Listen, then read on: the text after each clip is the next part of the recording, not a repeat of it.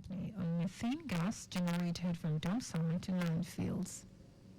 National Orientation Agency unveils campaign to combat Lassa fever, sensitizes Kogi State residents. On the foreign scene, Israeli Prime Minister Benjamin Netanyahu to speak as United States confirms final stages of Israeli-Hezbollah ceasefire deal. And in sport, President of Nigeria Cricket Federation hails quality of T20 World Cup qualifiers in Abuja. Now the details. I am Sarah Adesanya.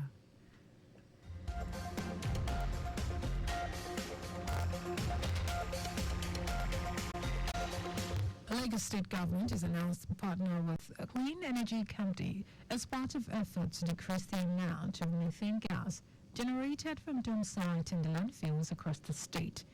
Commissioner for the Environment and Water Resources, Tokunbo Wahab, stated this when he received the Clean Energy Group on a courtesy visit to Alausa, saying that the partnership will positively improve the economy of Lagos State.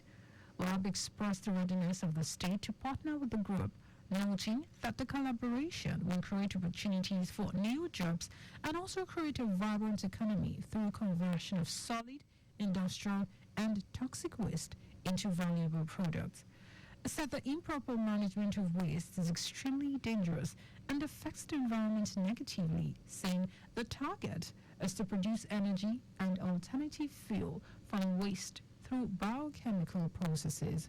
Wahab noted that Lagos State generates over 13,000 tons of various waste per day, adding that the present administration has resolved to embrace any partnership that will significantly reduce the carbon emission while converting it into valuable resource for the state.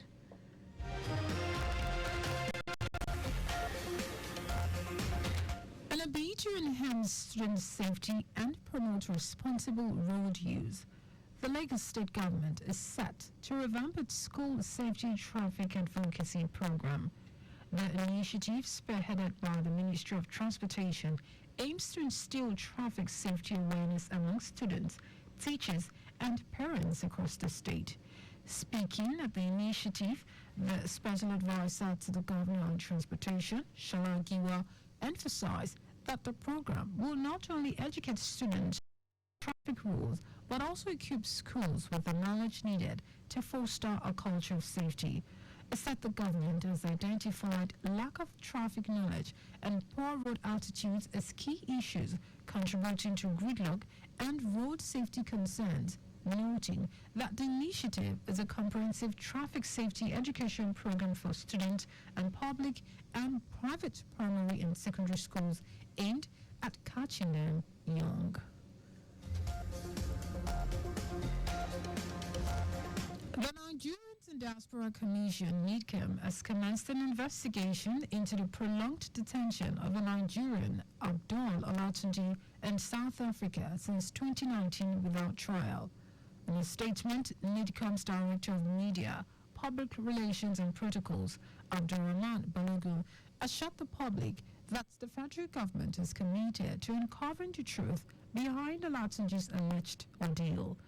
Olatunji's family had accused South African authorities of fabricating false charges against him, leading to his extended incarceration, calling on the Nigerian government to intervene urgently.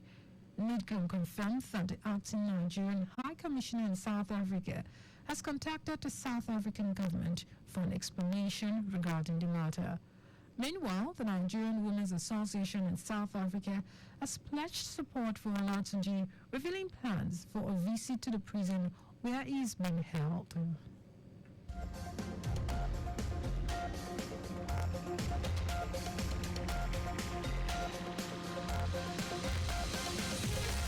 Now to the rest of the stories. The National Orientation Agency, NOA, has commenced a sensitization campaign as part of efforts to curb the spread of Lassa fever, which is affecting several states across the country. Acting State Director of NOA, Patrick Edobaya, who led a roadshow campaign in Lokoja, stated that the exercise aimed to enlighten the public on preventing disease from spreading into Kogi, explained that in addition to the roadshow campaign, the agency has chosen Dekina local government area as the venue for a town hall meeting. The agency has deployed a network of state and local government offices to disseminate information and use various media channels to amplify prevention messages.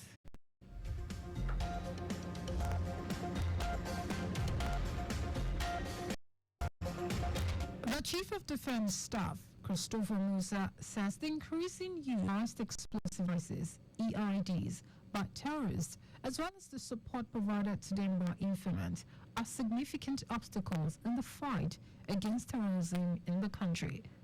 Musa said this at a two-day symposium on security and justice for the military and security agencies organized by the National Counter-Terrorism Center, NCTC, Abuja.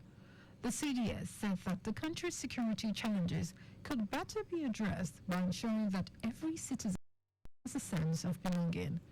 Musa emphasized that the strategy of all societies' approaches to end terrorism and violent extremism in the country.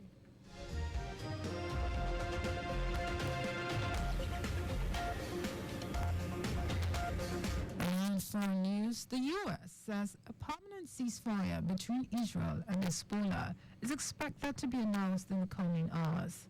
Also, Israel's Prime Minister, Benjamin Netanyahu, is to give a statement later after a meeting of his security cabinet to discuss the deal.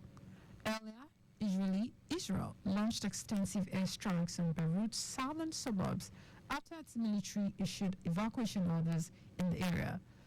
Israeli troops began a land invasion of Lebanon almost 2 months ago in response to almost a year of rocket attacks from Hezbollah.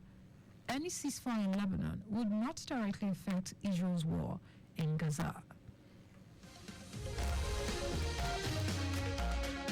And in sport, President of the Nigeria Cricket Federation, NCF, Unia Pata, says Nigeria is delivering a world-class event with the 2026 ICC Men's T20 World Cup Sub-Regional Africa Qualifying C, which is taking place at the Moshood Abiola National Stadium, Abuja.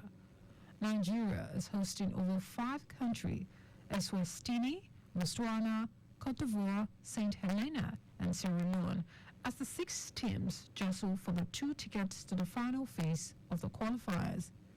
Apata, who doubles as the chairman of the tournament's local organizing committee, hailed the International Cricket Council for trusting the NCF to deliver a world-class event.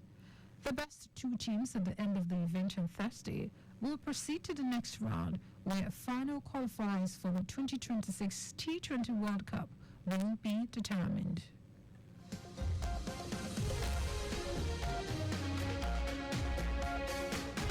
But just before we go, do not park at or near a road crossing. You can follow us and like all our various social media platforms: X at Traffic Radio 961, Facebook, Lakers Traffic Radio 96.1 FM, Instagram, Lakers Traffic Radio 961. Subscribe or watch our news and programs live on YouTube at Traffic Radio 961. You can also visit our website, www.trafficradio961.ng. Did you know that the Solo administration trained 250 residents in an entrepreneurship mentorship program? You can get more details on the Lagos State Government website. To end the news, here are the highlights of the major stories. Lagos State Government has announced plans to partner with a clean energy company as part of efforts to decrease the amount of methane gas generated from dump sites and landfills across the state. The National Orientation Agency has commenced a sensitization campaign as part of efforts to curb the spread of Lassa fever, which is affecting several states across the country. We also told you that the U.S. has confirmed that a full and permanent ceasefire between Israel and Hezbollah is expected to be announced in coming hours. And in sport, President of the Nigeria Cricket Federation, Uyi Apata, said Nigeria is delivering a world-class event with the 2026 ICC Men's T20 World Cup Sub-Regional Africa Qualifier C, which is taking place at the Moshood Abiola National Stadium, Abuja. For contact to the newsroom, send a message to info@trafficradio961.ng. That ends the news broadcast compiled by Kayode Mafalashere. I am Sarah Adesanya. Thank you for listening and God bless you.